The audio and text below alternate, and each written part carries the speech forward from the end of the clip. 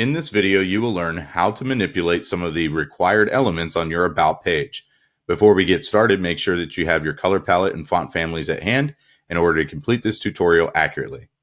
For this tutorial, we're focused on the personal brand statement section of your About page, as well as the favorite quote section of your About page and the branded bio with call to action section on your About page. To get started, first locate Pages on the left menu and select All Pages. Next, you'll want to locate and select your About page. Here, you'll want to click the Edit with Elementor button. This will open up the Elementor user interface. Okay, this is your About page. The first component that we are going to manipulate is referred to as your favorite quote element. And this favorite quote should reflect your core values in some way. Maybe it's a quote that you live by that is inspirational to you. So we don't want that quote to be the first thing that the visitor sees when they visit our About page. While it is relevant, it's not the primary component we want them to see. So in order to move this, we don't have to delete it. We just drag and drop it to a new location within our About page.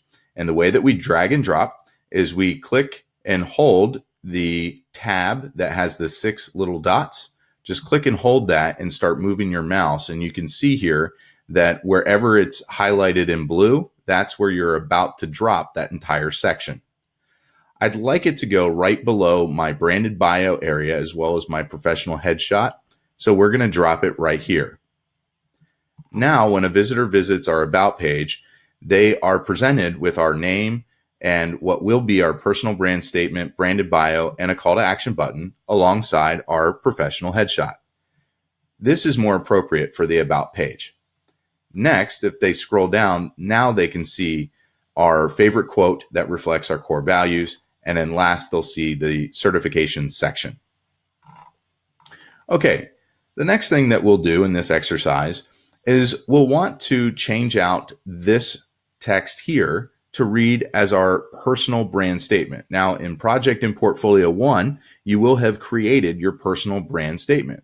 Your personal brand statement is essentially a single sentence that reflects what you do, how and why you do it, and for whom.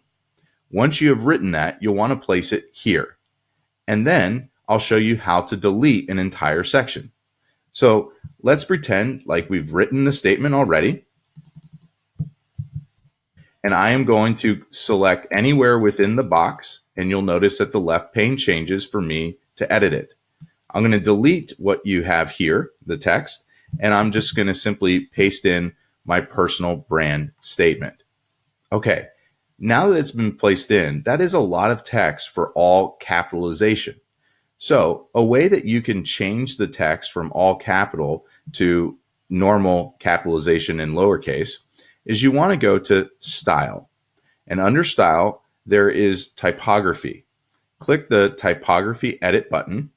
And then under Transform, you'll see that it's set at uppercase. We actually want to change that to normal. And now you can see that it appears just as we have written it in the text box in the previous pane. Okay, that looks a lot better now. It's much more readable when there's that much text and it's not all capitalized.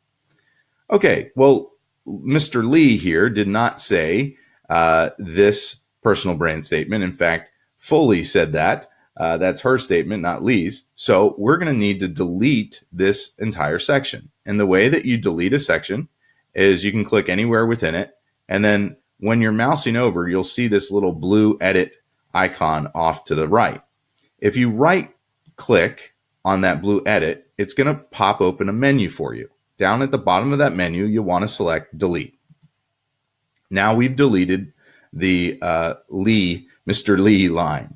All right. So now we have your name, then your personal brand statement, and then you have your branded bio.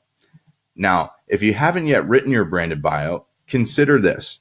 It is about 150 to 250 words long. So it's not a very long bio. You certainly shouldn't have 1,000 word bio at this point in your career. If you do, that's fine. But not all of it belongs on the About page. Furthermore, you would also engage in storytelling in a professional manner. So tell your professional story with your branded bio and do so in chronological order. So where were you born and raised? Where did you graduate high school if you have just started in college? If you have multiple years of experience after graduating high school and now have decided to come back to college, then focus on those years of experience rather than your high school years. And then, of course, you'll want to talk about your Full Sail education and maybe an aspiration of yours after graduation. It should be primarily written in the past and or present tense because, after all, it is your bio. Okay. The next thing that we will change will be this call to action button. Once the visitor has gotten a chance to know you, they might be interested in contacting you. So below your bio, you have this call to action button that says contact me. Now, you can actually change what is written on the contact button by clicking anywhere within the edit box, and then the edit pane on the left will change. And under text, you can just simply write something other than what it currently says, contact me. So because so far it's been primarily third person, I'm going to keep it in third person here on the contact button. So it's contact fully now. The next thing that we'll want to change is we'll want to make this contact button link to the contact page. And so to get the contact page link, simply open up a new tab in your browser and navigate to the front end of your website. Once you have reached the front end of your website, you will, of course, see your menu up at the top, and then you want to select the contact page. This will open up your contact page.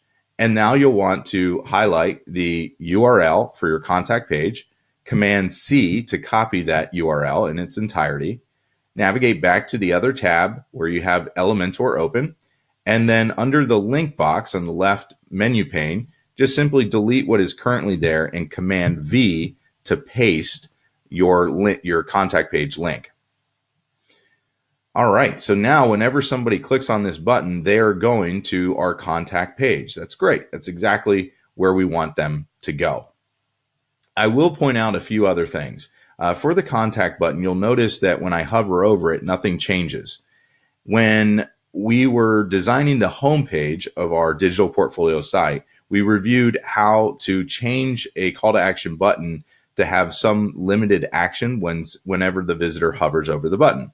So to do that, to keep this button consistent, we'll want to go and select Style. When the button has been selected, select Style, and then you'll notice that there's Normal and then Hover.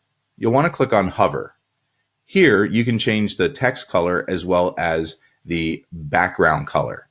Be sure that you are changing the background color to be different than it currently is, and the text color to be different than it currently is.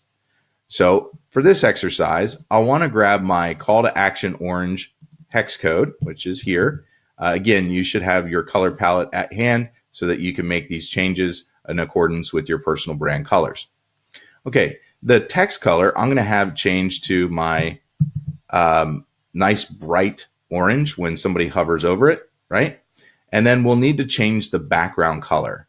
And I will make the background color just fade into the background, so it's just the text that appears. And that, for me, is going to be that very soft, gray. Great. Okay.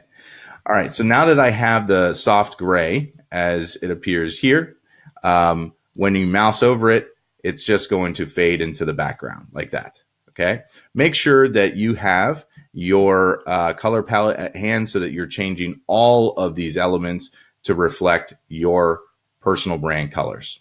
Okay. The next element that we want to change is this favorite quote that reflects our core values.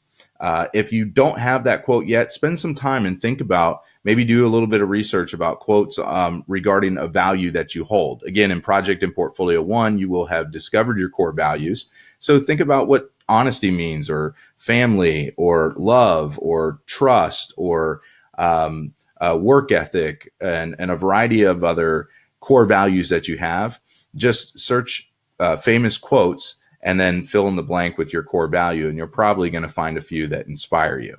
The reason why we do this is to give the visitor an idea into your core values, and those are important to the foundation of your personal brand. So I actually have that already written here, and that was the quote by Mr. Lee. And so I'm just going to copy that into this space. In order to change this area, once more, just click anywhere within the edit space, and the left pane changes, and you just write in the quote that you would like to represent your core values. And then instead of fully sailing, she didn't say that, Mr. Lee did. So we're going to come on back here, and we're going to give credit where credit is due, and just simply put Lee's name in that space. Okay. So again, whenever you want to change text, you click anywhere within the box, and the left menu changes, and you can change it. Since this may not reflect your font family, again, as a reminder, click anywhere in there, and then under this style option, you should see both the color palette as well as typography, and you can change the typography by clicking the edit button, and under family, select that and change it to whichever font family you have decided to use for your primary headers throughout your website. And then also here, you can change that to be your secondary font family. In my case, that's Roboto. In your case, that might be something different. So make sure that this text here reflects that secondary font family that you're using for body text throughout your digital portfolio website. And there you have it. That's how you change these elements on your About page. Before you close out the page, however, always remember to click the Update button, which is in green in the bottom left here. Once you've clicked Update, then you can navigate out of the page by clicking the hamburger menu in the top left, and then select Exit to Dashboard.